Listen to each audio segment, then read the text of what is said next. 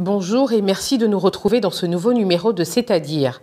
Aujourd'hui, nous allons parler de yoga avec le coach Modou. Il est professeur certifié et ancien professeur titulaire de l'organisation Ananda Marga. Coach Modou exerce dans le cadre du yoga thérapie.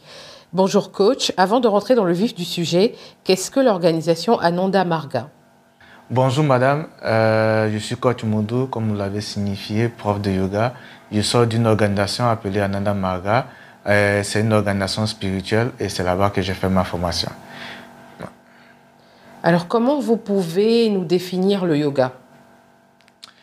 Le yoga, le mot yoga veut dire union, union du corps et de l'esprit. Mais aujourd'hui, le yoga dont nous faisons la promotion, c'est un sport de santé et de bien-être. Quels sont les bienfaits alors du yoga? Les bienfaits sont énormes, surtout pour notre monde qui va si vite aujourd'hui. Le yoga est un sport qui va vous permettre déjà de détendre les tensions au niveau de votre corps.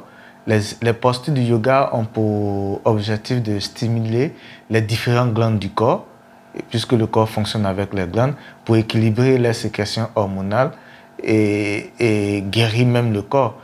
Donc les bienfaits sont énormes, on ne peut pas énumérer tous les bienfaits du yoga, mais déjà c'est énorme. Comment avez-vous découvert le yoga et qu'est-ce qui vous a attiré au point de devenir coach et d'avoir même un centre? Déjà, j'ai commencé par les arts martiaux, je pratiquais le Kung Fu Wushu et j'étais tellement agité que mon maître de Kung Fu a demandé à ce que je recadre un peu mes énergies. Et c'est comme ça qu'il m'a mis en contact avec un centre de yoga, mais c'était un yoga orienté vers la spiritualité. Et dans cette pratique spirituelle, il y avait le côté posture qu'on appelle les asanas. Donc c'est les exercices physiques accompagnés de respiration. Et j'ai été attiré par ces exercices physiques. J'ai commencé la pratique et j'ai vu que ça avait des effets vraiment positifs sur moi. Et c'est comme ça que j'ai commencé. J'ai demandé à apprendre, à me former. Et j'ai fait 3 ans de formation. Et maintenant, je suis prof de yoga et j'enseigne le yoga. D'accord. Combien de temps ça vous a pris pour canaliser vos énergies, comme vous dites? Pas assez de temps. Je dirais dans les 3 premiers mois, parce que je suis quelqu'un de très agité. Si je ne voyais pas vite les résultats, j'allais vite me chercher. Donc dans les 3 premiers mois, déjà, je me sentais déjà bien apaisé. Et c'est comme ça que je suis resté et me suis formé. D'après mes recherches, il existe un yoga africain qui s'appelle le Nyungu, qui est à mi-chemin entre le yoga et la danse africaine. Est-ce que le yoga est une discipline adoptée par les Africains? Prenons le cas de la Côte d'Ivoire par exemple. Est-ce que les Ivoiriens pratiquent vraiment le yoga? Déjà, je reviens, il faut bien préciser les choses. On parle de yoga africain, on parle de si les Ivoiriens ont adopté le yoga. Ça fait 2 choses. Le yoga, il y a des adeptes d'un yoga appelé yoga africain. Bon, il faut dire que le yoga est né dans une vallée appelée la vallée de l'Indus, qui est aujourd'hui le Pakistan, le Pakistan actuel. Donc, les hindous ont récupéré la chose. Le yoga reconnu est pratiqué par les hindous. Et ça, ce n'est pas nous qui le disons, mais c'est les fouilles archéologiques qui le disent. Parce que la tradition, la culture, on peut raconter tout et n'importe quoi. Mais les fouilles archéologiques disent que le yoga provient de la vallée de l'Indus et il y a cela 7000 ans avant Jésus-Christ. Donc, je ne vois pas encore de traces de yoga de façon scientifique en Afrique.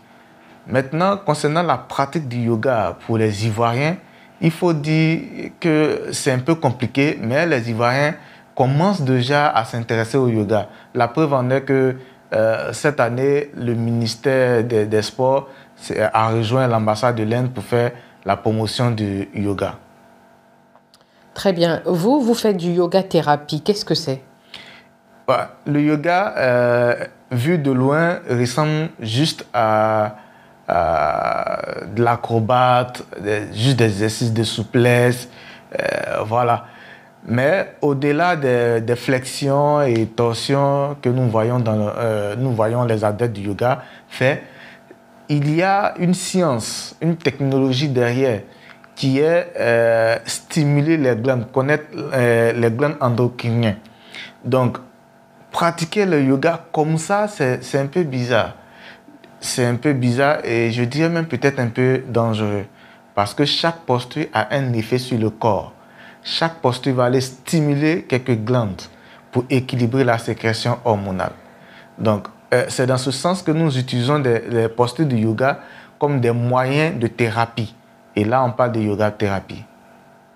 Alors, quel type de maladie, si j'ai bien compris, alors, oui, c'est qu'on peut soigner des maladies en faisant du yoga. Quel type de maladie on peut soigner en faisant du yoga? Tout à l'heure, je disais que les bienfaits du yoga sont énormes. Déjà, je vais prendre un cas très simple, le sommeil. Combien de personnes arrivent à bien dormir? Il ne suffit pas d'aller se jeter dans le lit pendant 8 heures du temps et dire que non, j'ai dormi. Non. Dormir veut dire laisser le corps se reposer, atteindre un certain niveau, permettre au corps de faire un scannage et voir l'énergie que nous avons dépensée toute la journée, essayer de recadrer, se recharger et se guérir. Donc, l'insomnie, par exemple, est une défaillance au niveau de la glande pinéale. Et la glande pinéale sécrète deux grandes hormones. Il y a la sérotonine et la mélatonine. La sérotonine, c'est l'hormone sécrétée lorsque il y a le lever du soleil qui permet au cerveau de dire il fait jour et de vaquer à nos occupations. Le soir, au coucher du soleil, il y a la mélatonine qui est sécrétée. La mélatonine qui nous permet d'atteindre un sommeil qu'on appelle le sommeil réparateur. Et lorsqu'il y a un déséquilibre au niveau de la glande pinéale, on a tendance à toujours sécréter la sérotonine, même le soir. Et donc, on est couché dans le lit, mais une cuillère tombe dans la maison, alors on se réveille. Donc, on n'est pas endormi, mais on est en mode veille. Donc, l'insomnie, par exemple, le yoga permet de remédier à ça. Je vais prendre le cas, par exemple, du pancréas. Le pancréas, quand il a un dysfonctionnement, on parle de diabète, de type 1, type 2, tout ça, c'est un dysfonctionnement au niveau du pancréas. Donc, on parle de diabète. Donc, le yoga a des exercices pour stimuler le pancréas, pour permettre au pancréas d'équilibrer sa sécrétion entre l'insuline et le glucagon et d'autres hormones. Donc, pour toutes les maladies, c'est juste un déséquilibre au niveau des glandes. Voilà. Et pour les problèmes cardiaques, en neurologie, en fait, c'est un tout. C'est tout. Donc, les postures du yoga ont pour objectif clé de stimuler les différentes glandes du corps. C'est les glandes du corps qui nous font fonctionner. Ils sont comme de petits moteurs en nous. Très bien. Qui peut pratiquer le yoga? Tout le monde peut pratiquer le yoga. Bébé, aujourd'hui même il y a le yoga des bébés, tout ça. Voilà. Aux États-Unis, au Canada et maintenant même en France, le yoga est en train d'être instauré dans les écoles primaires et même dit au lycée comme star scolaire. Yoga et spiritualité, qu'est-ce qu'on peut dire à ce sujet? Oui, yoga, il faut dire, le yoga est né, comme on le dit, en Inde. Donc forcément, il y a la culture, la tradition hindoue qui va influencer la chose. Et ceux même qui ont découvert ou bien qui ont créé le yoga, comme on peut le dire, c'était des pratiquants spirituels. Donc, ils étaient retirés dans la brousse, dans les Himalayas, en train de faire la méditation. Et ils ont observé les animaux. Ils voyaient que lorsque les animaux se mettaient dans certaines postures, il y avait une sécrétion hormonale, une énergie qui circulait. Et quand ils se mettaient dans ces postures, ils voyaient qu'ils avaient les mêmes effets. En raison pour laquelle même vous allez entendre parler des postures telles que la posture du cobra, la posture du thon et tout ça, voilà. Parce qu'il y a eu une observation au niveau des animaux et ils ont appliqué cela. La spiritualité aujourd'hui qui est dissociée du yoga, on peut dissocier les deux ou il faut forcément que ces deux-là soient face 1? En toute chose, comme on le dit, si je dis que la tradition et la culture a influencé le yoga, ça veut dire qu'il y a la tradition à part, il y a la culture à part, et puis il y a le yoga. Aujourd'hui, l'ONU fait la promotion du yoga tous les 21 juin de l'année. Je ne pense pas que c'est par rapport à la pratique spirituelle. Parce qu'en Inde, il y a des milliers d'écoles spirituelles. Mais les exercices du yoga sont des postures physiques. Donc tout le monde peut pratiquer. Que tu sois africain, chinois, japonais, quoi, comme on peut dire, si tu te mets dans ces mêmes postures, tu auras les mêmes effets. Très bien. Merci, coach Modou, de nous avoir entretenus sur le yoga. Ça a été un plaisir pour nous. C'est la fin de cet entretien. Je vais vous dire namasté. C'est comme ça qu'on dit? Oui, namasté, namaskar, tout ça, c'est la même signification.